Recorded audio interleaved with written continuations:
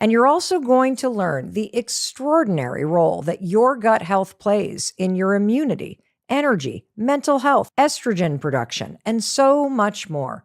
Quick reality check. Gut trouble isn't niche. It's changing how people feel every day. Young adults are being hit hardest, and a mix of ultra-processed food, stress, and busy lives shows up as bloating, low energy, and mood shifts. Hold that. The next clip explains how widespread this has become. Before the numbers, remember, your gut touches immunity, hormones, mood, and energy.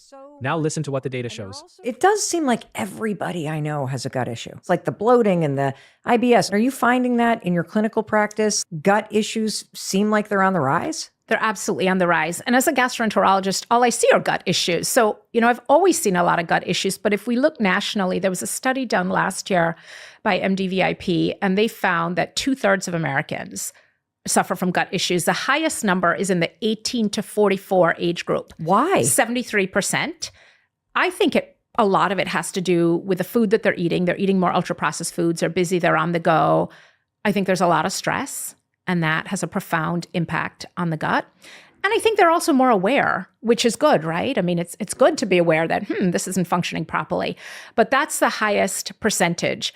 And what they found, the American Gastroenterological Association did a survey, and they found that 40% of Americans, and this is across the board, said that they had GI issues to the point where it was interfering with socializing, with running errands, with exercising, with having sex, with libido. Wow. And to me, the really frightening part of all of this is the AGA launched a campaign called Trust Your Gut around this. 1 in 3 Americans do not feel comfortable talking to their doctor about gut issues and will only raise it if the doctor asks. It's like, don't ask, don't tell.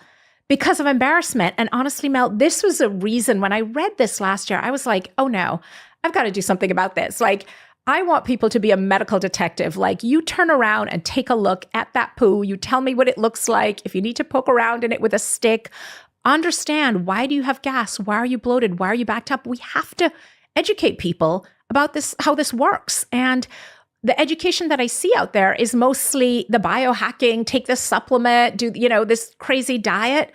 That's not fixing things for people. Here are 3 small daily habits that actually move the needle. Hydrate consistently. Start the day with water. Move gently after meals to stimulate peristalsis. Walk or stretch. And add fiber from whole foods or a simple supplement. Small, consistent changes reduce bloating and bacterial overgrowth. Those statistics sound scary. So what can you actually do tomorrow? 3 tiny habits make a surprisingly big difference. Start with one habit today. Consistency compounds. Give your gut 1 week and watch symptoms like bloating